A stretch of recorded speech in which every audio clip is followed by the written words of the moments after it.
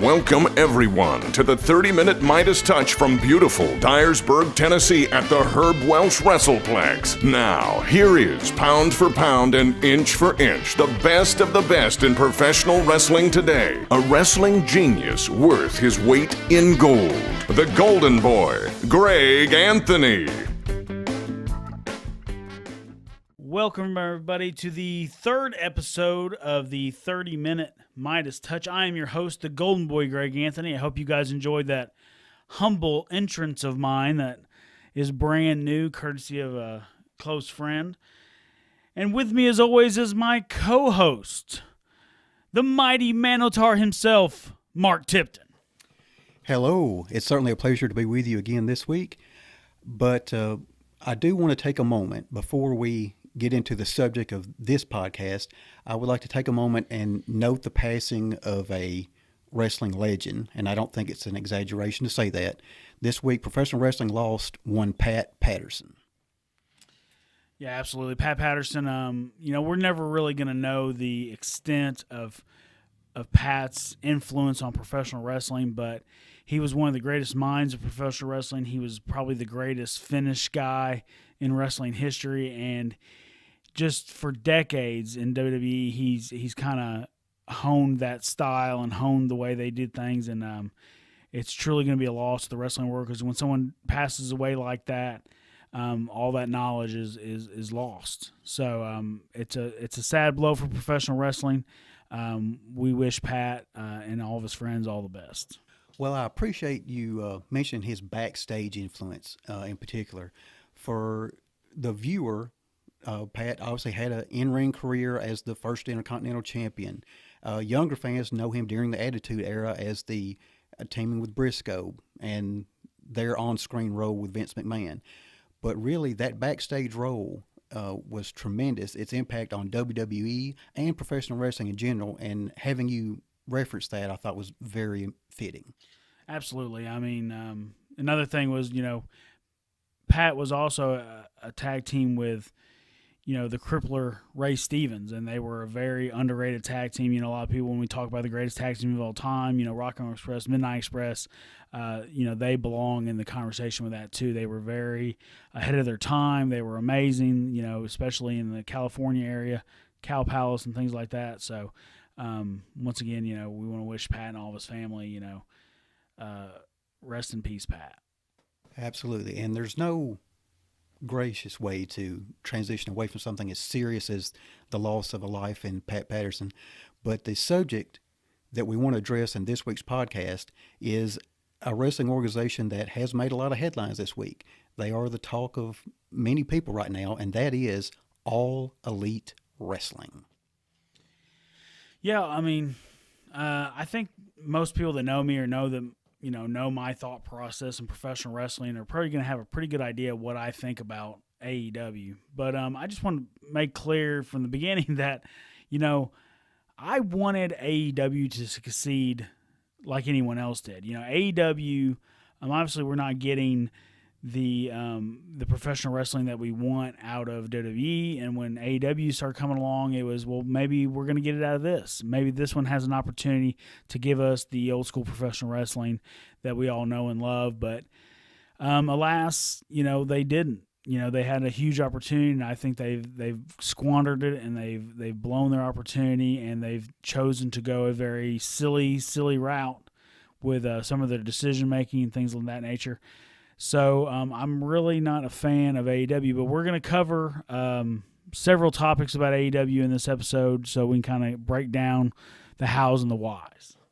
Well, I suppose if we want to look at the overall direction of AEW and where they're going and the way they present their product, we have to look at the leadership.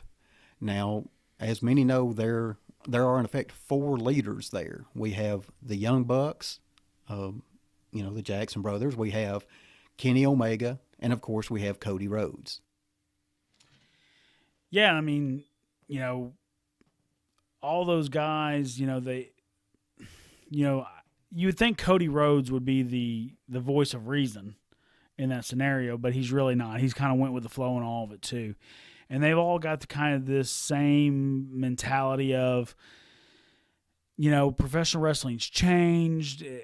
Good versus bad is passe. You can do anything you want to do and be anything you want to be, and everyone's okay and everything's great. And I just don't believe any of that. I believe that professional wrestling needs to be presented in a certain light, and I think good and evil still works, and realism still works, and I think that they've gone in the direction of, well, we're just going to make a television show, and I'm not a fan of, we should have said this about WWE too, but it's the difference between being wrestling on television and a television show about wrestling.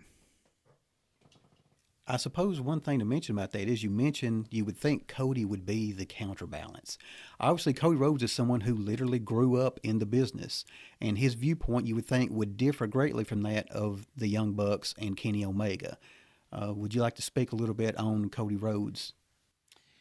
Yeah, I mean, I lost a lot of respect for Cody Rhodes when he took the dick flip from Joey Ryan. I mean, him, McFoley, and so many other guys had an opportunity to really stand up for professional wrestling by just saying no, but instead they choose to, take the money and run, take the payoff, and not worry about the consequences. So, and that kind of mentality is kind of the norm now. It's like, well, just do it. What does it matter? No one believes what we're doing anymore anyway, so why try to make them believe? And you know me a lot of years, and you know that that's not my mentality at all. My mentality is, let's make them believe. Let's make them believe in everything we're doing. And I think that professional wrestling backs me up on that, because if you look at professional wrestling as a whole, the biggest stories in professional wrestling aren't of this person turned heel or this happened on the show or whatever. It's the real life stuff that gets talked about the most. So imagine if we try to make them believe everything we did, instead of just the real life stuff. Becky Lynch getting her face broke, Leo Rush being a jackass. All those kind of things were some of the biggest stories in professional wrestling because people believe them. So my theory is, if we just make them believe everything from the beginning, then everything else gets upticked too. Well, as we look at this, the question that comes to my mind is, do you feel that the Bucks and Omega in particular, and to a lesser extent Cody, do you think that almost the direction they're taking this is they are presenting their show as in a way that would entertain themselves or each other more so than having the viewing audience in mind? Yeah, that's a great point. I mean, like I said, we've all us wrestlers, on the car, on the way to a show, we'll say, hey, wouldn't it be funny if we did this? Wouldn't it be hilarious if we did this? And it's really just jokes for us, like inside jokes for us. We would never actually do them, But over the last 10, 15 years, guys actually just started doing those things in front of live crowds and like diminishing our business to the point to where no one takes it seriously anymore. And that kind of stuff has greatly hurt our overall product. Like Kenny Omega tried to make the snide comment when they were going to go head-to-head with NXT was, we're not developmental talent. Trying to take a shot at them being NXT being developmental. But now they're both fighting over the same 700,000 people, as to where the Monday Night Wars drew upwards of 8, 9, 10 million people. So who does it actually make look worse? I think Kenny Omega makes him look worse because he basically said those guys weren't on his level, and it turns out not only are they on his level, but in most cases they beat him at his level. So it didn't work for anyone all the way around. Well, one thing I would think is when you have the direction they have from their leadership, I would like to see what you think about the impact that has on the younger talent that they bring along. I think about the Jurassic Express, Orange Cassidy, the Best Friends, Darby Allin, etc. And I'd like to see your assessment of them and what you see in their performances. Yeah, it's kind of that same thing. Like, instead of let's produce professional wrestling, it's become this goofball, sketch show. Like Jurassic Express, for instance. We all know the knocks against Marco Stunt. Okay, so I don't really necessarily have to get into that, and we don't have to get into the stuff that he did with Effie, and the gay show that they did and things like that. We don't have to get into that part of it. But let's just look at the Jurassic Express as a whole. Like, I like I like Jack, right? I think that he's really good. Luchasaurus. Now get this. Luchasaurus was on Big Brother. Am I right? He was on Big Brother, and like that's a huge show, and I'm sure it had millions and millions of followers. So let's take the one guy that could possibly give us mainstream media attention, and let's put him in a mask. You know what I mean? I understand that he says that he feels more comfortable in the mask, and this gimmick works for him, stuff like that. But there has to be, as you said earlier, a counterbalance. There has to be a what is best for him or what's best for the company. I think what's best for the company would be for him to be unmasked and possibly gain some of that viewership that they had from Big Brother. I'm not a fan of Chuck Taylor. I think he's goofy and just goofy for the sake of being goofy. But I love Trent Beretta. I think Trent Beretta is an excellent talent and could, be a Shawn Michaels-esque kind of thing. But you have to get away from all the goofy, phony, let's make fun of the business every second we're on television kind of thing.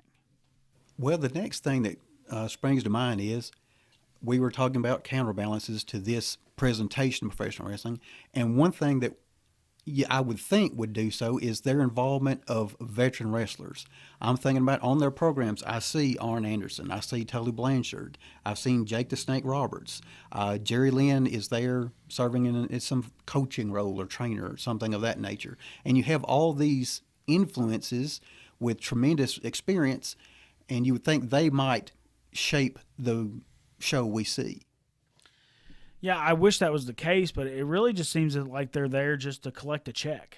You know what I mean? Like, to me, it diminishes them. Like, I hate to see Arn Anderson in the corner, or Tully Blanchard in the corner, or Jake in the corner, and all this kind of goofy stuff is going on. Because to me, it diminishes who they are and what they've built over their careers. But at the same time, you look at it, and they're on the back nine. You understand? They're on the downside of their careers, and I'm sure they're just looking to get a little bit of that Tony Khan money before they retire and get out for good. And I completely understand that too, but like there has to be some kind of pride in professional wrestling as far as I've worked this long, I've worked this hard, can we at least make it serious? Can we at least take our profession seriously? Let's forget about yourselves, for instance. How about your profession? How about the fact that you grew up a professional wrestling fan and that's what you want to do, but now you're doing all this other stuff? Well, another name that came to mind as you were talking on that is I look in the ring and I see Chris Jericho there as a part of AEW, serving as their former world champion. And he has tremendous experience, all the way from, well, he spent time in Smoky Mountain, but WCW, WWE, a little time in ECW, all that experience he had. Do you think he, as a leader, in a leadership role there with the Inner Circle, etc., how would you view his contribution to AEW? Well, and I'm disappointed in Jericho as well. I mean, here's a guy that, when he left WWE and went to New Japan, it was really exciting, because I don't think we ever thought we would see him outside of WWE ever again. But he went to Japan and he worked with Omega, who I said, they're this very new school, old school doesn't work, no one wants to see that anymore kind of mentality. And he goes in there, he sneak attacks him from behind, he gets color on him, he attacks an announcer. They basically went Memphis in Japan, and it worked.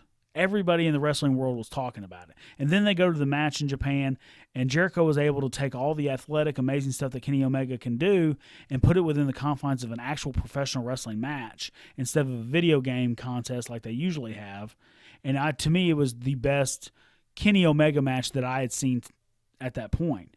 So, but then we get to, AEW, and then, most recently, him and MJF are doing some Broadway musical skit, and it's so disappointing to see someone that you looked up to and someone that you thought had the betterment of professional wrestling in mind, just give in and basically say whatever, oh yeah, we're all goofy and silly too. And, that stuff is not going to help anyone involved. When, you mentioned the MJF and Chris Jericho segment, and one question that I would like to see how you feel about is, do you think that Chris Jericho's time as a part of WWE might have influenced that kind of display. That to me looked like a very sports entertainment kind of vignette or segment. Yeah, I mean, like I said before, when you inch further and further away from professional wrestling, the core beliefs and the core things that we do, then, the further away you get, the harder it is to get back. And, we talked about the vignettes where the camera was 3 feet away, and all of a sudden that became commonplace. And then we just keep getting further and further away from it. So the more that we allow to exist in our universe, the more of this kind of stuff we're going to get. So yeah, I think that was obviously a huge influence, but you got to think too, AEW told us in the beginning that they were going to be very sports centric, that they were not going to do this kind of stuff. And not only are they doing it, but they're doing it 10 times worse than WWE would do it. I mean, that was even worse than most things I've seen on WWE. And MJF, I was a fan of MJF. I liked 85% of what MJF did. I didn't like all the cussing that he did. There was times that he unrealistically oversold things. Like one time I saw him take a Goldust, gave him a buckle in the corn, and he took a moonsault backflip out of it. Stuff like that. And then his facials, he does the heel facials like old school stuff, but he does it so over the top that it's almost comical. But everyone thinks he's the greatest heel in professional wrestling because no one else does anything near that anymore. So the fact that he's doing it almost incorrectly doesn't matter. I'm just really disappointed as a whole in guys that could really make people that have the ability to change professional wrestling or in those spots to change professional wrestling for the better, and they choose to just line their pockets instead of helping out the business that helped them. Well, I suppose you're talking about a dichotomy, to use a 10-cent word or dollar word. At one point, every time the performers come to the ring, you see a win-loss record posted around their name, above or below their name. And someone shows this guy's won X number of matches in a row. This is why he is getting an upcoming title shot. And then you compare that to some of the antics that you see. Is that a good synopsis? Yeah, like, AEW is, I've said this before too, it's AEW sometimes is like you're watching Schindler's List, right? And then all of a sudden, Jim Carrey and Jeff Daniels come in as their Dumb and Dumber character, and you're wondering where the hell did that come from? Because it doesn't fit at all, right? So AEW has a lot of identity crisis stuff like that going on. Like they do something that you think works, and then they do something completely asinine right behind it. Now, the win-loss record stuff, like I said, they said they were going to be sports-centric, and like for the most part they're not. But for some reason they decided to keep the win-loss records. If you know anything about professional wrestling, I said before, some things work in professional wrestling that don't work anywhere else and vice versa. Well, records don't work in professional wrestling because I could be 0-7, but I was cost 7 of those matches by this dirty, dastardly heel that cost me all those matches, and that story's not being told in 0-7. You understand? So you don't get the full picture with an 0-7. That's where in actual sports, with NFL and NBA and things like that, when you're 0-7, you're just 0-7. There's no way around it, right? But for us, we're trying to tell a story. We're trying to tell the hows and the whys. So it doesn't compute the same way that it would with anything else. So basically, what they did was the one thing that doesn't work in professional wrestling with being sports-centric is what they kept, and they kind of ditched the rest of it, which was a huge mistake too. I would like to bring up a subject that appeals to me just as a viewer and a fan, and that is this week on the Winter is Coming edition of AEW Dynamite, we saw the debut of the man they call Sting. Yeah, I mean, absolutely. Sting is, the biggest star in AEW now, for sure. He's one of the biggest stars in professional wrestling history. So it all comes down to what are they going to do with him? You know what I mean? If they bring in one of the biggest stars in wrestling, in Sting, one of the most He's still a household name in most cases. If they bring him in and all they do is sit him in the corner of Darby Allin for the next 2 years, I'm going to be highly disappointed. He needs to have a better role. I think if you put him in the corner with Darby, is basically you're going to dwarf Darby, and you don't want to dwarf Darby any more than he's already dwarfed because he's already 5'0" anyway, right?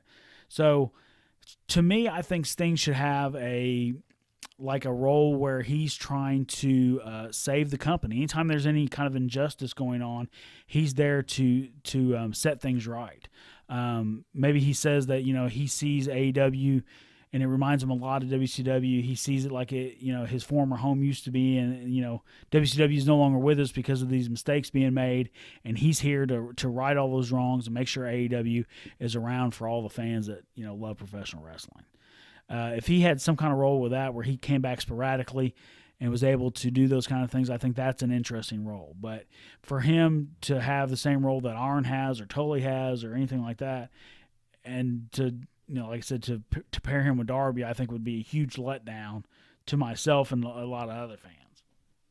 Well, that interests me a great deal. One of the things that I have to keep realistically in mind, as much as I enjoy watching Sting, I have to know he, at this point in his career, having him in the ring is something that's not something that can happen to a great extent. And so I'm interested in your idea. One of the things I remember fondly of Sting is the time he spent in the rafters during WCW. Is that the kind of direction that you think AEW should go with Sting? Yeah, absolutely. I believe Sting was actually injured. He was the hottest thing in professional wrestling in '97. There's very few people that can say things like that too, that they were the absolute 100% hottest thing in wrestling at one time. And during that '97 run, I think he was injured, and they found a creative way to keep him involved in the story. They kept to keep him on television, and the whole Hogan being the leader of the NWO, and he was chasing him, that kind of thing. It was a very, very good time, and I think that's something that they could revisit, and it would be believable. If he's just lingering out and making sure everything in AEW's going smoothly. If Jericho is in the Hogan role nowadays and he's the guy stirring the pot, maybe he's making sure that Jericho does all things right. So that kind of role would definitely be, I think, the best direction for what they'd want to accomplish. All right, if I could, I would like to kind of discuss perhaps a step away from the ring as far as AEW and the program they produce, and I would like to go to the announcer table. We've talked about experienced voices, and when I look at the AEW announce position, I see Jim Ross, I see Tony Schiavone, and how would you assess their input and their effect on the AEW program? Well, I mean, the announcers are such a huge part of your product. People don't understand that. When Stone Cold Steve Austin and The Rock were the hottest things in professional wrestling, and they were going with the Attitude Era and things like that. Yeah, The Rock and Austin were hot, but they were only on the program for 15 or 20 minutes apiece. But Jim Ross and Jerry Lawler, you either heard them or saw them for 2 hours straight. And so in the essence, those guys are the face of your company because they're going to be the ones interacting with your fans the most. Jim Ross has tried the best he can to be the Walter Cronkite, I have all this credibility in the world kind of figure for AEW, but they do so many goofy things, it just puts him in such a bad position a lot of times. Like, I don't know if you remember, they have this space lady. I don't even know what her name is, but basically what it is she's an alien. I mean, legitimately, they're trying to put her over as a actual alien. And like Excalibur, the commentator who wears a mask for some odd reason, starts going into this, her backstory, like, oh yeah, she's from this planet, and it's this, and it's that. And Jim Ross at one point just goes, okay, stop. You know what I mean? Because it doesn't make any sense within the confines of professional wrestling. Wrestling is always going to be, up until COVID-19, wrestling's going to be a spectator sport. You know what I mean? So people need to believe what they're seeing right in front of them in most cases. So I don't see what's wrong with saying, she's not an alien, but you know what? She thinks she's an alien. You know what I mean? Her mindset is that she thinks she's from the planet whatever.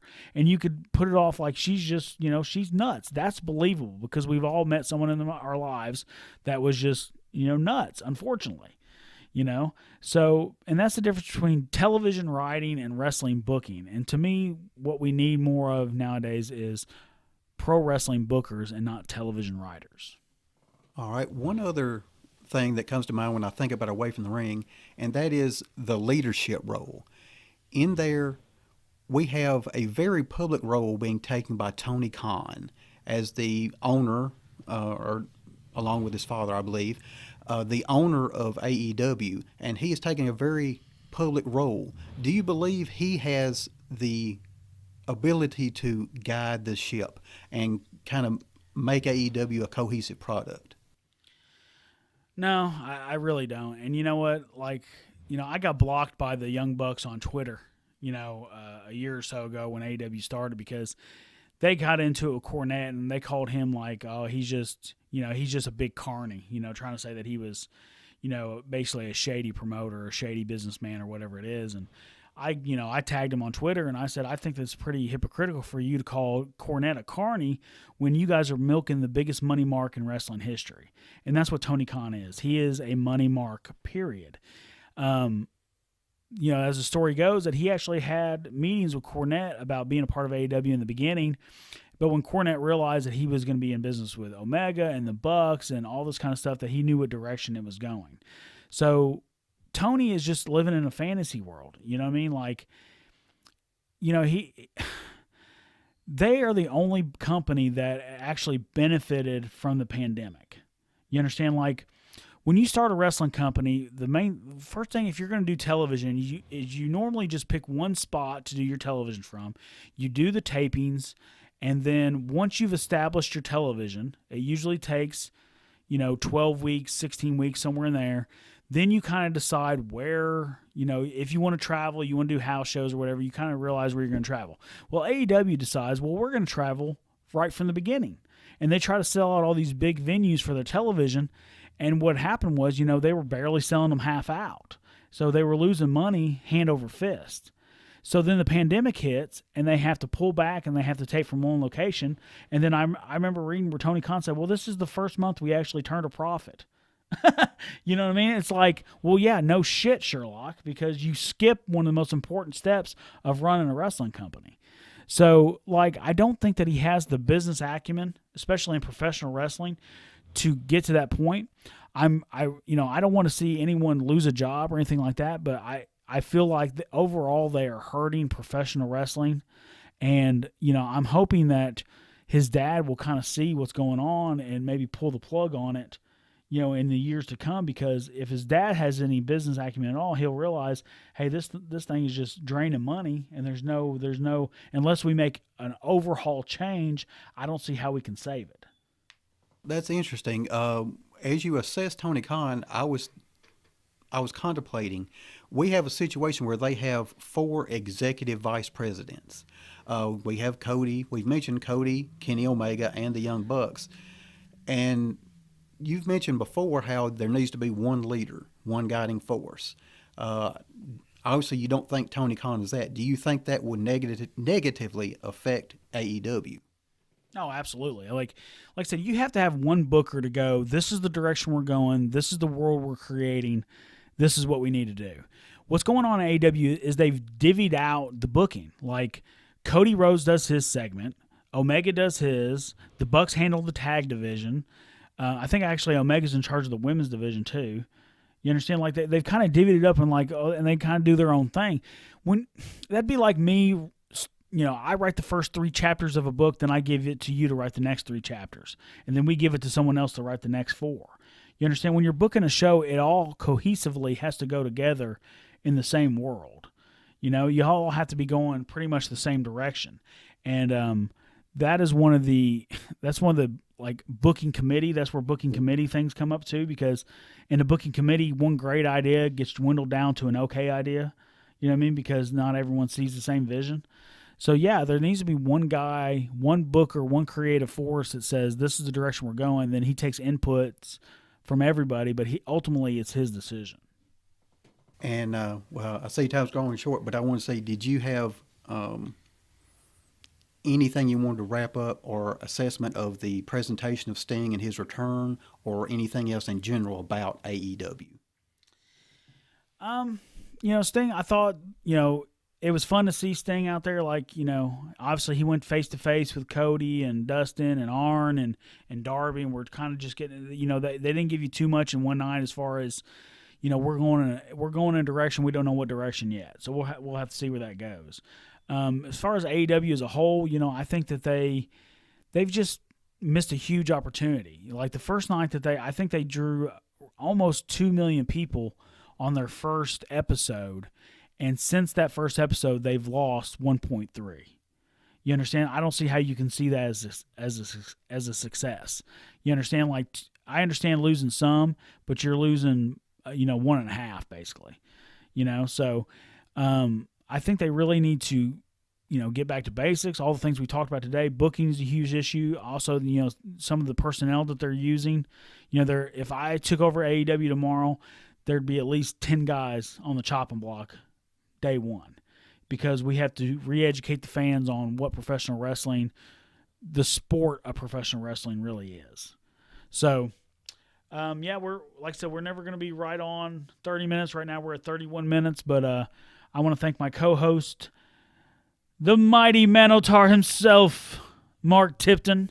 Thank everybody for joining into this episode of the 30-Minute Midas Touch. I am your host, the Golden Boy, Greg Anthony. Please tune in next time, because it will be as good as